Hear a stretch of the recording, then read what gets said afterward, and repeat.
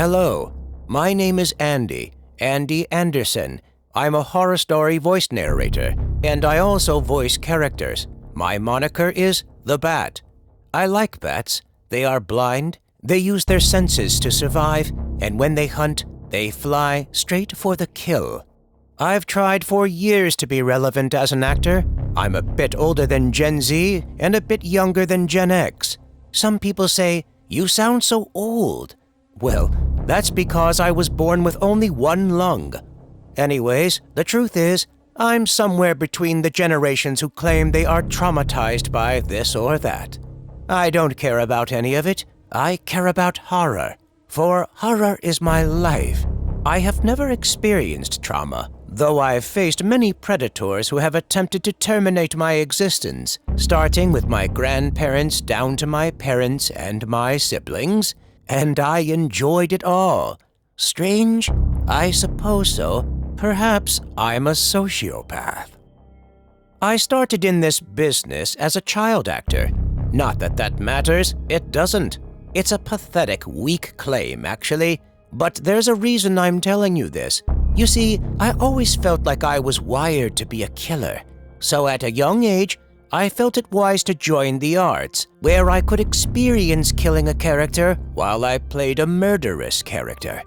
That way, I could determine if it was something that I wanted to pursue in real life. I found my answer after I played a villain in the 6th grade play. My answer to myself was, hell yeah. Growing older in Los Angeles, networking with those who ran Hollywood, a bunch of child-loving abusers who smelled blood on anyone with trauma, I was somehow something they wanted and yet something they feared. I couldn't be traumatized because I never felt pain, not physically, emotionally, mentally, or spiritually. Not sure why. And the predators saw that. I think at first they thought I was one of them, but they knew they couldn't victimize me, meaning they couldn't control me. They eventually cracked my egg. They had me audition for huge TV shows. And when I shared my free, inspired, creative ideas, they stole them and kicked me to the curb. I found out that a guy named, well, I'll just use his initials, SM, stole my character audition wherein I gave the character a high British accent, which is a rare and difficult voice to perform. SM, who ran the biggest animation show in the world, stole my voice and became a millionaire doing so. And so I stalked him. Yes, I did. I actually caught up with him at a small bar in Beverly Hills. I waited for him to finish his drinks, and when he walked out of the front door, I punched him in the jaw, knocking him out. I heard from friends that word on the street was SM was walking out of a bar when someone dressed in a black suit, sporting a black fedora with black pantyhose stretched over his face, assaulted the big shot star. It was me.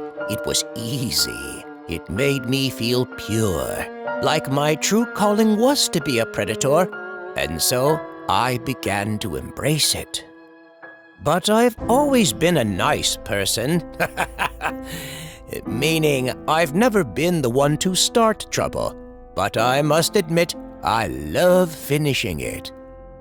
Fast forward to me auditioning for a YouTube horror channel. I rocked that audition. They loved me. I beat out 600 people and was immediately hired. They started sending me scripts, and my voice took that channel to 5 million views with 30,000 subscribers in 6 months. Not bad. I felt proud. Then, my YouTube horror channel suddenly stopped sending me scripts. I was surprised. I thought things were growing and going well. I thought I had an organic fan base, small but earnest. I became curious and visited my employer's page, which I never had visited because I didn't want my performances to become affected by any of my would-be critics. When I visited my channel, I discovered something that blinded my mind with rage. They had hired a new voice actor. He had a calm and soothing baritone voice. When he played the killer, he sounded like a little bitch. When he played the victim, he sounded apathetic. What kind of enjoyment could that ever bring to the realm of torment? What a sick fuck. He had to be eliminated in the name of horror. Now, I must tell you that his voice was familiar to me somehow, so I embarked to discover where I'd heard his voice before online. I listened to hundreds of horror channels until one day, I found him. He was on an additionally shitty little horror channel called, well, never mind. I clicked on the channel's About option and discovered that they provided a contact email. I emailed the channel with a simple message. Hello, this is the Bat. I'd like to congratulate such and such on his new position on my former channel. God bless. Guess who contacted me? He did. That talentless fuck who slid in and usurped all of my hard work on my channel. He said, "Thanks, Bat." We exchanged trivial emails about my experiences working for my previous YouTube channel until one day I asked him, "Where are you from?" He responded, "Los Angeles."